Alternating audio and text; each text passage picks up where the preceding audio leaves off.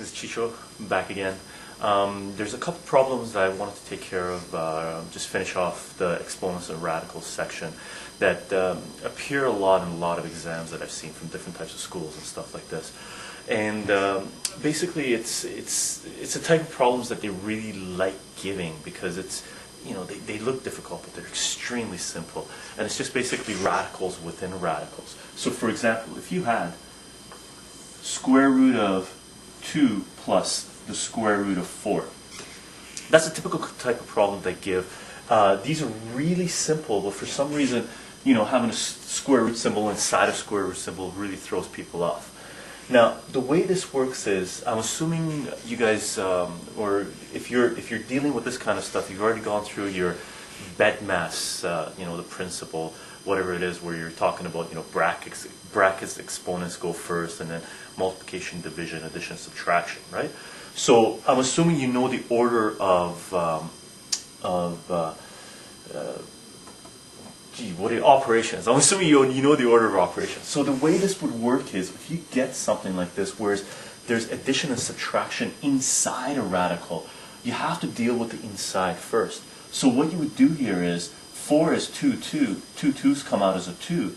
So this would be square root of 2 plus 2. 2 plus 2 is 4. So this becomes the square root of 4. Square root of 4 is just 2. So the answer is 2.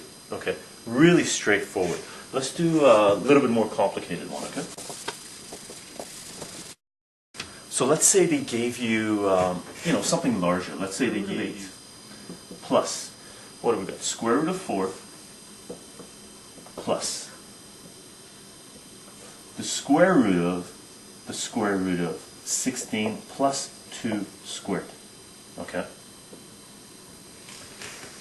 So what we got here is multiple, you know, root symbols within root symbols, and we've got a radical there and a exponent there, and radicals are just exponents, right? So the way you do this is you deal with each one separately, and then when you combine your like terms, and at the end you take the square root of the whole thing. So first thing you do is square root of 4. Let's rewrite this here. Okay. So the 8 we can't do anything yet, right? So we just write down the 8 as an 8. We got plus square root of 4. We should already know that. That's just 2. Over here, you got the square root of 16. Square root of 16, if you break it down, it goes 4 times 4.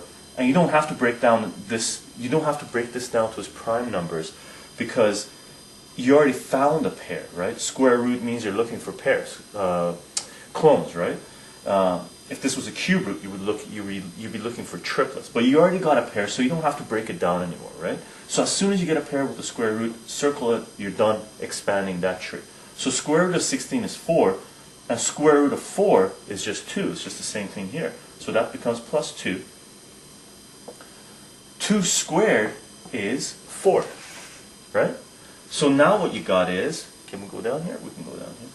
Square root of 8 plus 2 is 10, plus 2 is 12, plus 4 is 16. Square root of 16.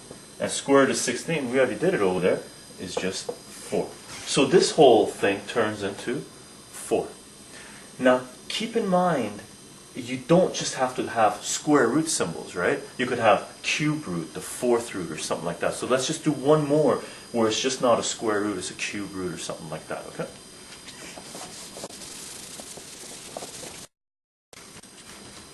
Okay, so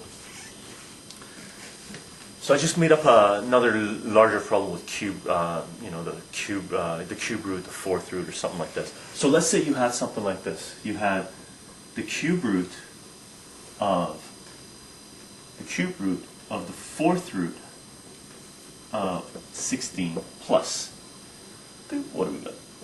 The square root, cube root of 8 squared plus the 5th root of 32 all squared.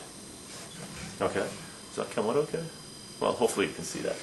So this is the cube root of the 4th root of 16 plus blah, blah, blah, blah, blah. You got the whole thing here, right? Now these guys are separated by additions, right? So each one you're going to have to deal with separately, because you can't combine anything right now. Everything's all, you know, to the different roots and different powers. So what you got to do is do each one separately and then combine at the end and see if you can take the cube root of it. So what we got here is, you write down your cube root symbol here. The fourth root is 16. This breaks down to 4 times 4. 4 is 2, 2, 2, 2. So you're looking for the fourth root. You got 4 2's right there, right? So the fourth root of 16 is just 2 plus. You got the cube root of 8. 8 is just 2, 2, 2. So that's the cube root. So that's going to be, cube root of 8 is going to be 2. 2 squared is going to be 4. And the square root of 4 is just going to be 2 plus. You got the fifth root of 32. The fifth root of 32, this breaks down into 4 times 8. 4 is just 2, 2. 8 is 2, 2, 2. So fifth root of 32 is just 2. 2 squared is going to be 4. So that's going to be 4. So what you got now is the cube root of, we're low enough, yeah. The cube root of, I shouldn't go so far anyway, because that's just going to break down to the last term, right? So it's going to be 2 plus 2 is 4, plus 2 is 8. So it's going to be the cube root of 8, which is, well, we should know by now what the cube root of 8 is, okay? So cube root of 8 breaks down to 2 times 2 times 2. So cube root of 8 is just going to be 2 again, okay?